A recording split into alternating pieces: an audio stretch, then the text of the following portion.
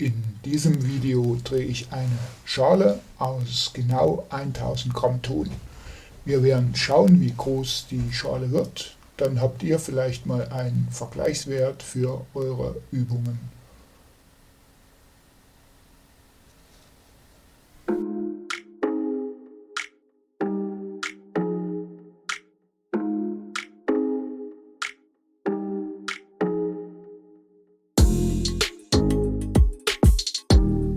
So, hier sind wir also. 1000 Gramm sind abgewogen. Wir machen das immer aufs Gramm genau. Wenn wir jetzt hier solche Beispielvideos zeigen, dann habt ihr genaue Anhaltswerte, dass ihr euch mal ein klein wenig vielleicht vergleichen könnt. In dem Fall ist der Ton sehr weich. Ich persönlich hätte gern für Schüsseln den Ton etwas härter, aber das soll jetzt mal dem Video nicht schaden. Wirklich gut vorbereiten, dass ihr keine Lufteinschlüsse habt und der Ton schön homogen ist. Beim Drehen jetzt brauchen wir das Standardwerkzeug und es kommt hier so eine runde Schiene vielleicht dazu. Schwamm, Draht und Nadel ist klar. Bei den einzelnen Zügen werde ich nicht sonderlich detailliert darauf eingehen. Dafür gibt es Video Nummer 3 bis 9, wo die Standardtechniken explizit erklärt wurden. Lasst uns loslegen. Wenn es in dem Video übrigens heißt, wir machen eine Schale, so ist das ziemlich genau definiert. Es gibt Schalen und es gibt Schüsseln. Und der Unterschied zwischen Schale und Schüssel, sagt man zumindest, ist die sogenannte Bodenkante. Eine Schale hat keine Bodenkante und eine Schüssel hat eine Bodenkante. Das heißt, es wird in diesem Fall die Wandung in den Boden überfließen. Das hat jetzt auch schon direkt Einfluss auf das Setzen des Bodens. Und zwar ziehe ich jetzt nicht einfach einen geraden Boden, sondern ich ziehe minimal hoch zu mir, vielleicht 1 cm Höhenunterschied von der Mitte bis zum Rand. Das hilft später, um wirklich die Bodenkante wegzubekommen.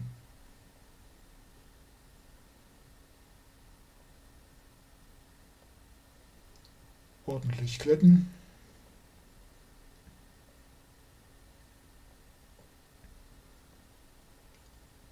So, hat ein bisschen gewackelt. Ich halte mir den Ton jetzt mal an. So. Und jetzt käme eigentlich der Zangengriff, aber jetzt sind wir schon bei einer relativ großen Tonmenge und ich nehme den Ton hier lieber zwischen Daumen und Zeigefinger der rechten Hand und ziehe ihn so etwas hoch. Bei einer Schüssel gar nicht mal so weit, denn wir brauchen oben viel Masse, denn wir wollen ja hier den Durchmesser erhöhen und wenn es jetzt schon zu dünn wäre, dann ist dann einfach nichts mehr da.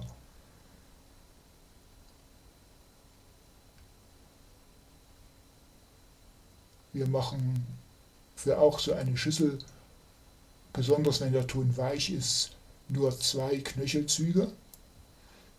Das hat ganz einfach den Grund, dass an der Stelle, wo wir gerade arbeiten, die Masse von der ganzen Wandung unten auf dieser nun dünnen Stelle ist.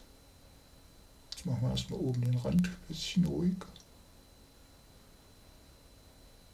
Und wenn wir dann viele Knöchelzüge machen, dann bringt uns das wirklich nicht vorwärts.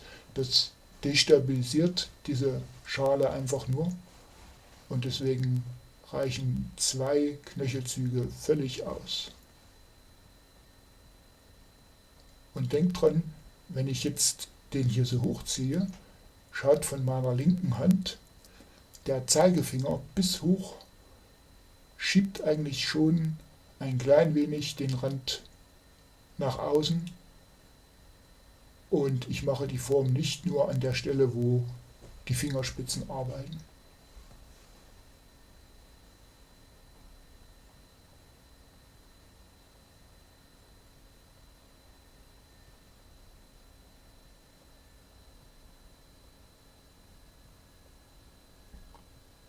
kurz abstechen. Jetzt können wir uns entscheiden, ich muss mal gucken, Fokus ist noch da, ob wir unten einen Fuß dran drehen oder nicht, oder ob wir später abdrehen möchten.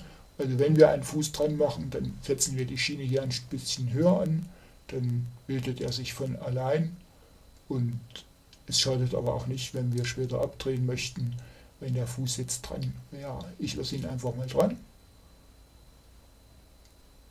Und jetzt machen wir, sag ich mal, wir vermitteln vom Fuß bis hoch zum Rand erstmal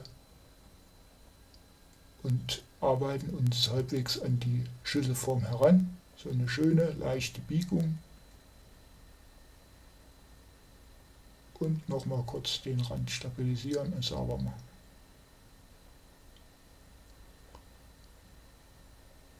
Fuß haben wir dran. Und dann sind wir eigentlich mit der Kammschiene schon fertig. So eine 1 Kilo Schale ist für einen Töpfer jetzt nicht wirklich groß. Und ich arbeite jetzt hier nur mit der Innenschiene weiter, indem ich einfach von innen drücke, immer von oben langsam runter bis zum Zentrum. Der erste Zug ist erstmal nur, um etwas Schlicker rauszunehmen. Und ab hier können wir wirklich die Wandung bauchen und mit jedem Mal wird unten die Bodenkante etwas geringer. Ich erinnere mich zurück als Lehrling, das kann man auch 20, 30 Mal machen. Das schadet nichts, aber es ist eigentlich auch nicht notwendig. Die Form der Schale bildet sich von außen, in diesem Fall also von ganz allein. Ihr dürft euch auch nicht sehr verrückt machen lassen, wenn oben ein klein wenig der Rand wackelt. Ihr könnt dann einfach hier, indem ihr den Daumen unterhalb vom Spannring ein bisschen reindrückt und mit den Innenfingern nach außen zieht, das Ganze wieder stabilisieren. Zum Schluss jetzt mache ich noch mit der Spitze der Schiene ein bisschen doller so ein Schneckenmuster hinein. Das verkauft sich einfach besser, es ist nicht notwendig.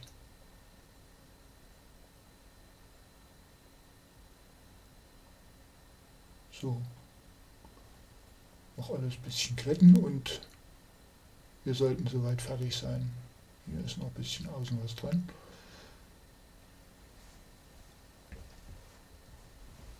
Ja, jetzt schauen wir mal, was wir geschafft haben aus dem 1 Kilo Ton. Mal für euch so zum Zeigen. Es sind 23 cm im Durchmesser, ein bisschen drüber, 23,5 und in der Höhe ja, sind es 13 cm. 23,5 mal 13. Ich selber lasse die Schüssel jetzt stehen, weil ich habe Feierabend, schneide sie kurz ab und morgen sollte sie so weit getrocknet sein, dass ich weiter schauen kann.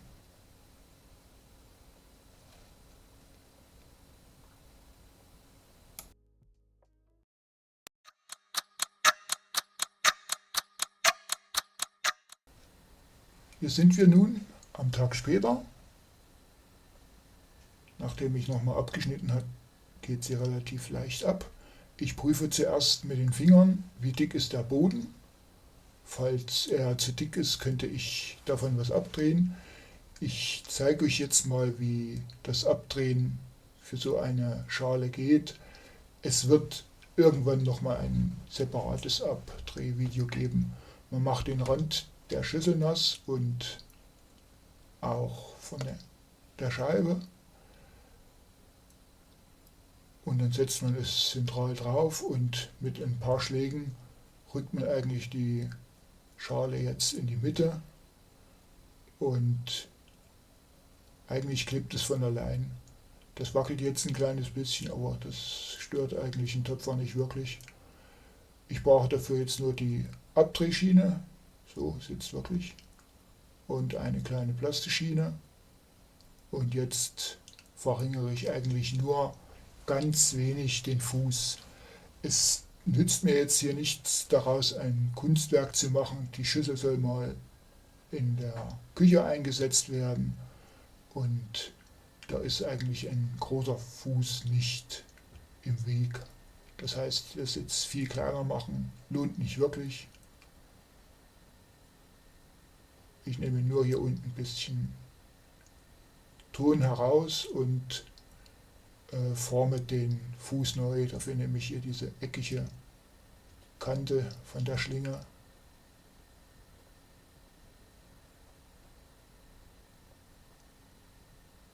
So, Glasurkante. Und das Ganze jetzt noch mit diesem Plastikstreifen etwas glätten. Den Boden hier oben mache ich auch glatt, weil ich zweimal abgeschnitten habe und der nicht sauber aussieht. Wenn ich jetzt eine Vertiefung in den Boden machen wollte mit der Schiene, dann dürfte die Schüssel nicht so wackeln. Aber so ist es okay und der Boden war dünn genug, sodass ich das diesmal weglasse. Ja, und so ist eigentlich, grob gesagt, eine Schale schnell gemacht. Und ich hoffe, ihr kommt mit dieser kleinen Anleitung klar. Und wenn Fragen sind oder so, einfach ein Kommentar, ich beantworte das gern.